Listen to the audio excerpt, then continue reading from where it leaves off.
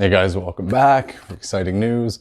If you remember, it's been 2 months since I made the avocado boats, and I said I would do an update within a month, but to be honest, it didn't look like it was going too well, and I wasn't seeing any real growth or anything, so I kind of put it off for a bit, and I'm glad I did, because today I noticed I've made some great progress.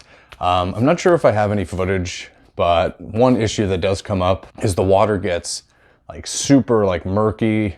It was starting to get like this yellow brown color, so I thought maybe the color was seeping out from the corks.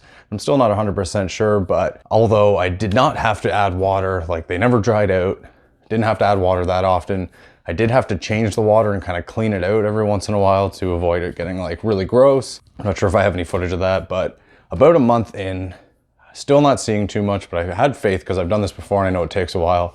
The second avocado pit we put in, the one that wasn't broken, I actually took out and took the skin off and peeled it so that maybe it would help, because Danielle was positive that that would make it better. And I think she was right, because it is just starting to split. And you can see that the one that was broken, the one that we had so much faith in that we weren't sure if it was going to work or not, actually has a massive taproot growing.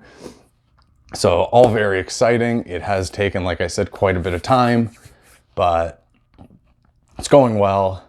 And here, I'll show you what's going on. So I decided also to move them away from the table and put them near the window to get some light, which I think was a good call because plants do need light.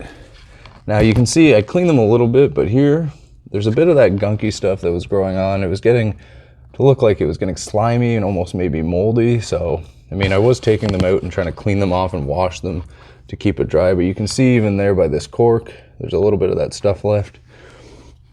But all in all, I definitely think this is way easier than trying to do it with toothpicks in a cup. Not damaging the avocado pits, and they can kind of float along with the level of water. So, I mean, to expedite the process, I would definitely try germinating them in advance and trying to take that skin off, because that seems to help. But I mean, apart from that, I think this turned out super great, and I'm just gonna keep watching them, let them grow, and I'll do another update when maybe they get bigger, when I move them out of the water into some soil. So keep tuned for that. I hope you guys found this exciting.